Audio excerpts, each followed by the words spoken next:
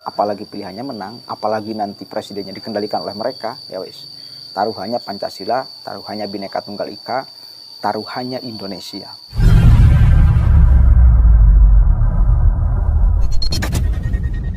Saudaraku sekalian, akhir-akhir ini kembali narasi kampanye radikal-radikul itu kembali muncul di muka publik. Dari mulai yang pertama tentang ungkapan Dede Budiarto yang memelesetkan khilafah menjadi khilafah. Kemudian muncul tuduhan-tuduhan, framing-framing negatif yang dikeluarkan oleh BNPT kepada Ormas Islam Hizbut Tahrir Indonesia. Kemudian muncul lagi yang terakhir ungkapan dari saudara Yakut Khalil Qomas yang mengkerdilkan Islam. Ungkapan-ungkapan radikal-radikul ini sepertinya akan kembali marak sampai tahun 2024. Dan arahnya cenderung mendiskreditkan Islam dan mencocokkan Islam dengan politik identitas.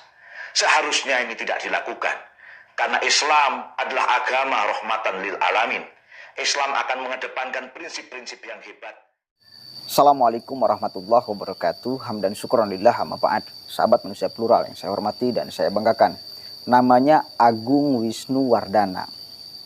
Aktivis HTI yang sedari dulu tetap ngotot sampai detik ini ya ingin mendirikan khilafah di Indonesia.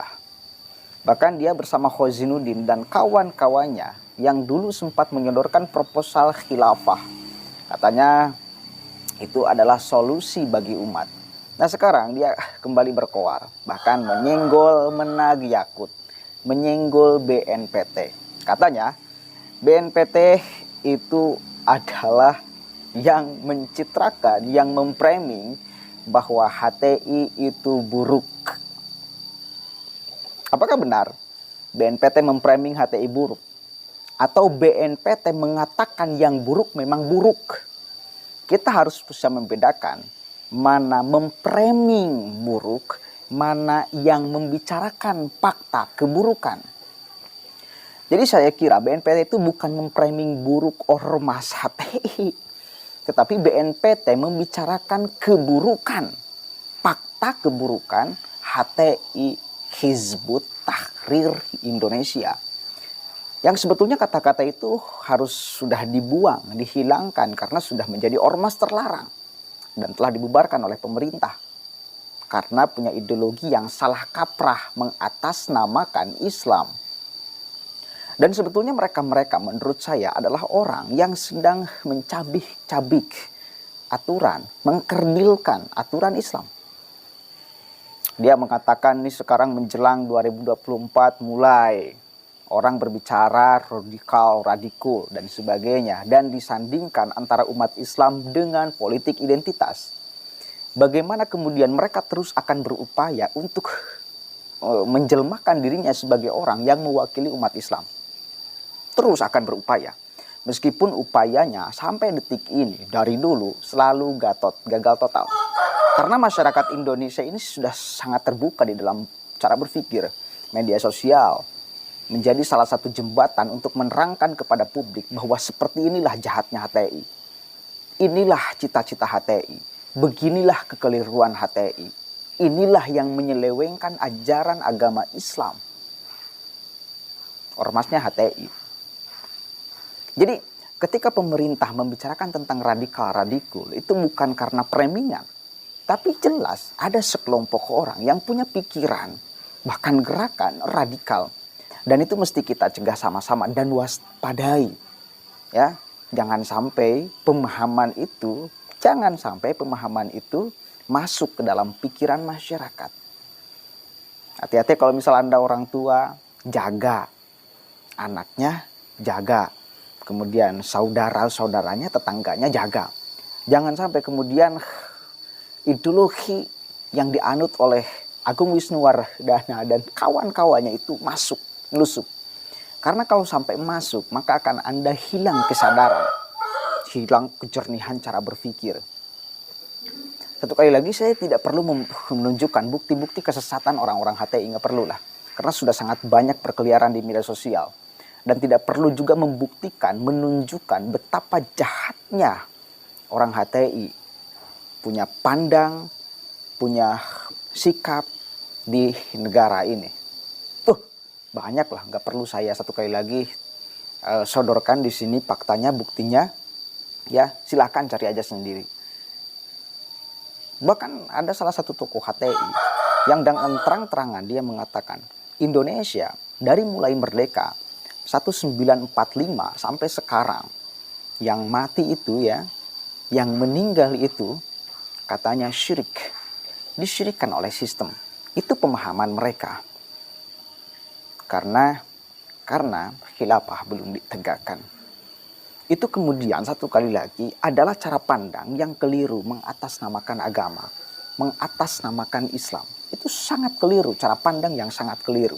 Cara pandang yang sangat buruk, dibungkus dengan dalil-dalil yang diselewengkan maknanya oleh mereka. Ya, yang dipolitisasi maknanya oleh mereka. Mereka bersandar kepada ayat inni ja'ilun fil ardi khalifah.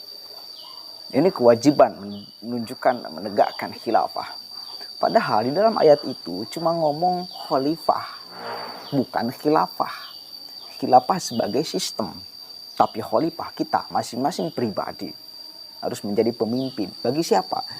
Kalau sudah punya istri ya bagi istrinya. Kalau punya anak yang bagi anaknya. Kalau nggak punya istri, nggak punya anak ya bagi tubuhnya. Kita menjadi pemimpin bagi mata kita, bagi telinga kita, bagi mulut kita, bagi tangan kita, bagi kaki kita. Menjadi khalifah. Bagaimana kemudian keseluruhan anggota tubuh kita pimpin ke arah yang lebih baik. Kan gitu. Khalifah fil ar, kita menjaga bumi. Hablun minal alam. Itu bagian daripada kewajiban kita sebagai khalifah. Begitu. Jadi khalifah itu bukan sistem.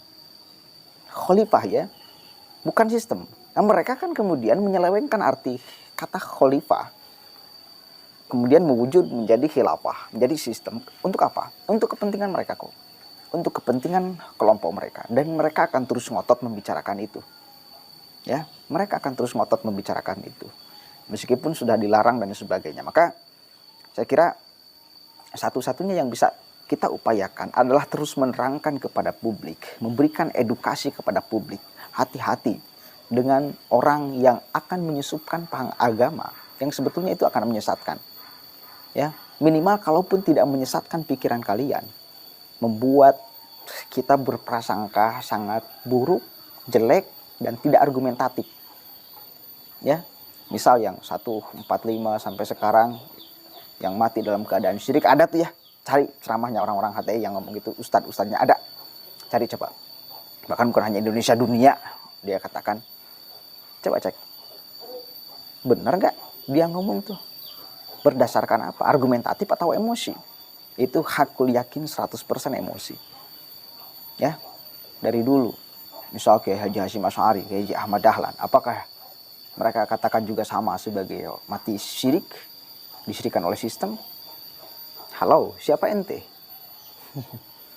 Satu kali lagi, minimal kalau pikiran mereka, doktrin mereka masuk, itu akan sangat merusak sistem berpikir kita. Kalau masuk dan diterima, ya, itu akan sangat merusak sistem berpikir kita. Hati-hati, waspada. Mereka akan terus mengulang, dan mengulang menyusupkan doktrin. Sasarannya masyarakat awam. Terus sasarannya masyarakat awam. Kalau kampus-kampus, kalau di mahasiswa nih, kampus-kampus yang mohon maaf tanda kutip umum, bukan kampus-kampus agama. Kenapa? Karena kepada orang-orang yang paham agama, mereka nggak laku ucapannya. Di UIN misal, UIN Bandung, nggak laku mereka ucapannya. Kenapa? Karena banyak dari mahasiswa UIN yang sebelumnya sudah belajar agama. Apalagi di UIN-nya juga belajar agama. Jelas ucapan mereka nggak laku. Makanya banyaknya itu di kampus-kampus yang umum, ya, UI misal, yang kampus-kampus yang kemudian yang mahasiswanya itu sebelum dia masuk kampus ya tidak pernah punya pengalaman belajar ilmu agama. Mereka datang, ya, di tengah kegamangan seorang mahasiswa ingin mencari kebenaran, mereka datang, dipandulah oleh mereka, sesatlah pada akhirnya, gitu ya. Itu sok jarang. Di kampus-kampus Islam lah. kehadiran mereka jarang, sangat jarang, bahkan bisa dikatakan nggak ada. Kalau ada pun 1-2, karena mahasiswanya udah cerdas-cerdas, ya. Di kampus-kampus umum minim, tidak punya modal agama, di sananya juga tidak dikasih pelajaran agama, mereka masuk, ya wis, kena saya doktrin. Mudah-mudahan ada manfaatnya. Hati-hati, satu kali lagi, mereka akan terus berupaya untuk mengembalikan citra buruk mereka. Terus akan berupaya.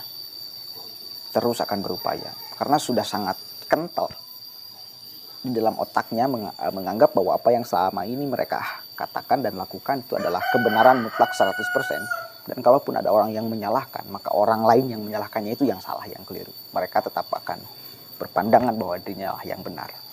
Proposal khilafah Agung Wisnuwardana. Mudah-mudahan ada manfaatnya. Jangan sekali lagi, ini momen politik menuju pilpres. Hati-hati, ini momen pilpres.